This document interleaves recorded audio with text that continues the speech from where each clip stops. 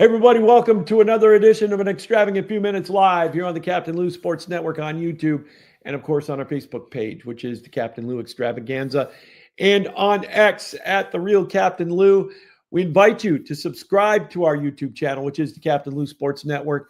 You get all of our great programming, all of our Extravagant Few Minutes episodes live and archived, and, of course, all of our extravaganza with yours truly and my tag team partner, Mitch Bernstein. We had a great show last night with some fun guests. We invite you to take a look back at that. And the 10th season of the ACHA Power Play. The road to St. Louis is underway, 2026 and the national championships. We had a great show Tuesday night with a couple of great guests as well. Take a look back at that archive on the Captain Lou Sports Network on YouTube. Subscribe to our channel. You get all of that great programming. Hey, don't forget that tonight's Extravagant Few Minutes episode and all of our shows on the network are brought to you by the official secondary market of the Captain Lou Sports Network. That is SeatGeek. Use the promo code Captain Lou, all one word. You'll get $20. It's that simple. So use it if there's a game you want to go to.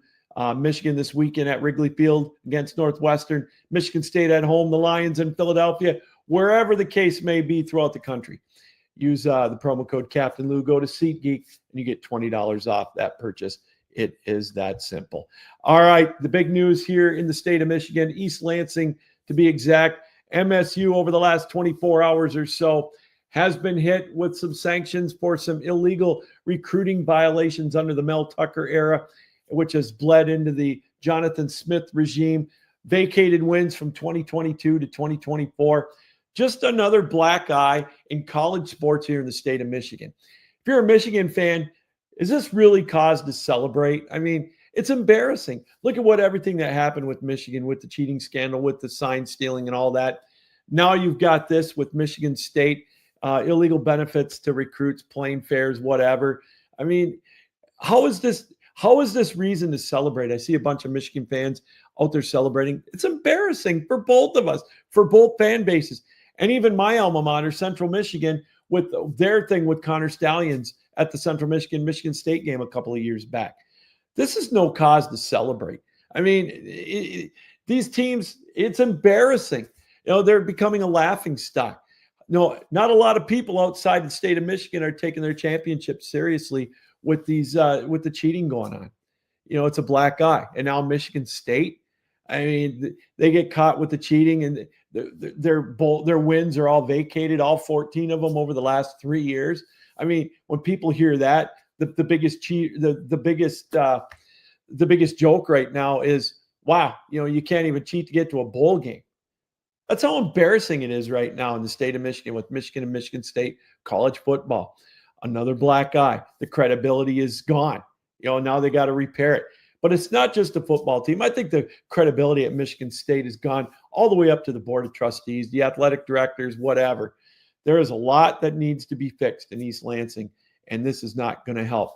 But I think if there's one victory out of all this with the sanctions at Michigan State, now they're probably going to be off the hook with paying Mel Tucker any damages. I think his lawsuit took a severe hit as well. Maybe something against Brenda Tracy. I'm not sure. But as far as the university, I think in the long run, this could be a financial win, as odd as it sounds, for Michigan State University. So, yeah, in the end game, maybe it does help them, but it's still a black eye. And finally, vacating wins to me is a shallow punishment. You want to hit somebody between the eyes and the guts or wherever, hit them with a TV revenue boycott or a TV revenue penalty. Let's say Michigan or Michigan State gets a 3-year probation. Don't vacate wins. Just don't give them any money from TV revenue, from the Big Ten Network, from CBS, wherever, Fox. That's $100 million you're looking at. I think that's a much bigger penalty than vacating how many ever wins that Michigan State or Michigan that everybody wants. Michigan State getting the vacated wins. Big deal.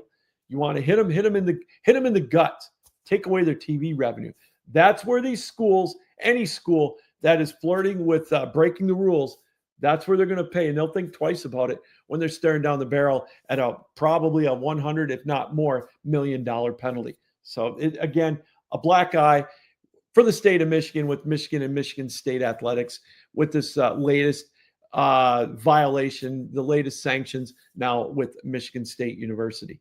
All right, how about some good news? At least a little bit. Tariq Skubal wins his second straight Cy Young Award, and he's the first one to do that since Pedro Martinez in 1999 and 2000 with the New York Yankees, and the first one since 1968-69 for the Tigers with Denny McClain. So now the big question in Detroit, Tariq Skubal, is he going to sign an extension?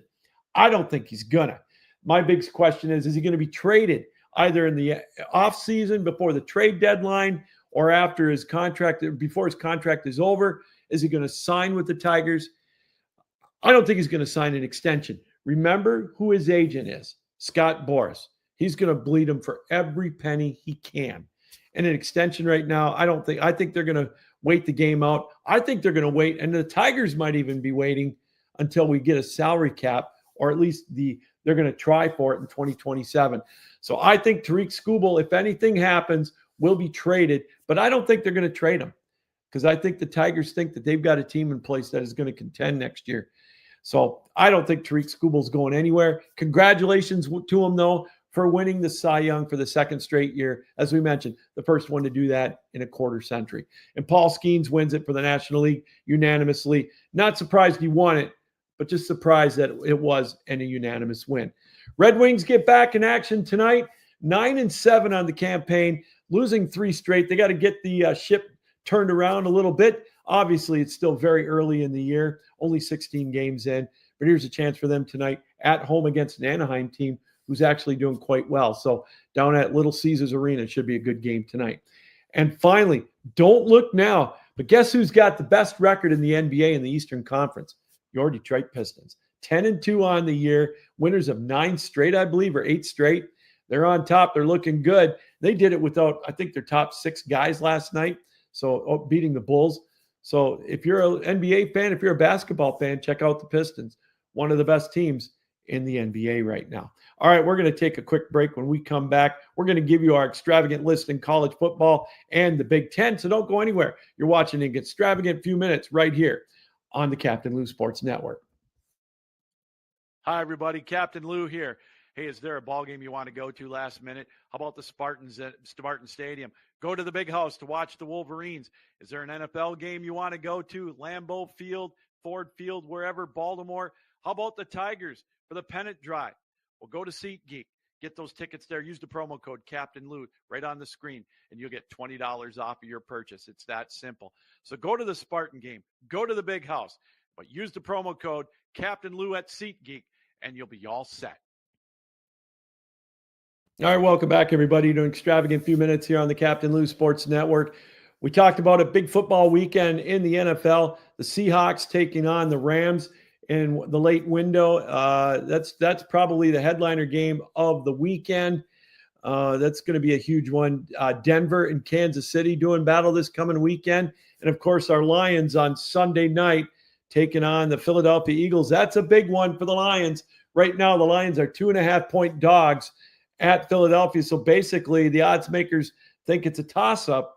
So it's going to be a fun game Sunday night. The Eagles won this past Monday night on the road in Lambeau. It was ugly, but they won nonetheless. So they've got the best record, or tied for the best record in the National Football League at 7-2. The Lions coming back after a horrid look against the Vikings. They won in Washington against the Commanders 44-24. So that's going to be a big game on Sunday night. We'll talk more about that over the weekend. Tonight, we got a snooze fest. We got the Jets at the Patriots. The Jets right now, a 12.5-point dog at New England. New England, 8-2 on the year.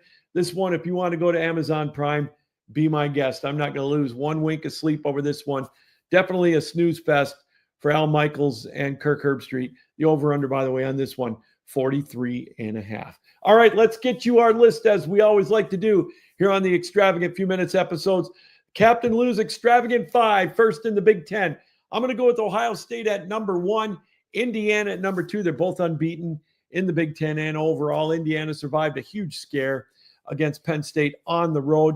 Those are the games you got to win. The close ones, the good teams, the great teams find a way to win, and Indiana did just that. At number 3, I'm going to go with Oregon. Really no surprise there. Number 4 and number 5, it was a toss-up.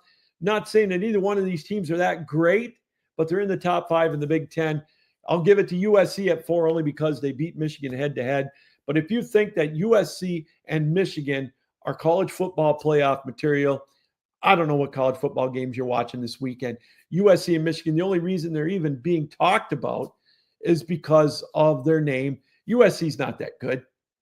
We'll see if they're good if they beat Oregon. Then maybe I'll change my mind. But they're not going to the playoff. Michigan, the only way they're getting in is if they somehow beat Ohio State at the end of the year. And I got a bad feeling about that. All right, let's turn to the Captain Lou Extravagant 8 in college football. How about Ohio State at number 1? I flip-flopped a little bit on this with Texas A&M and Indiana. I'm going with Texas A&M at 2. I just think right now they're a little bit stronger than Indiana. Indiana's a close third. Again, you could put either one of those teams up against the wall. But Indiana's struggling against Penn State. I know the great teams, I just said it, the great teams win on the road like that. But I think Texas A&M has a marquee win or two. They're my pick at number 2. Number 4, I'm going with Alabama based on their win over Georgia. So there we go at 4. Georgia at 5. I've got Oregon at 6 over Texas Tech at 7.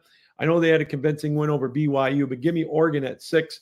And finally, begrudgingly, I'm going to go with Ole Miss at 8. But my big question, how is Notre Dame ranked 9th and so far up higher over Miami?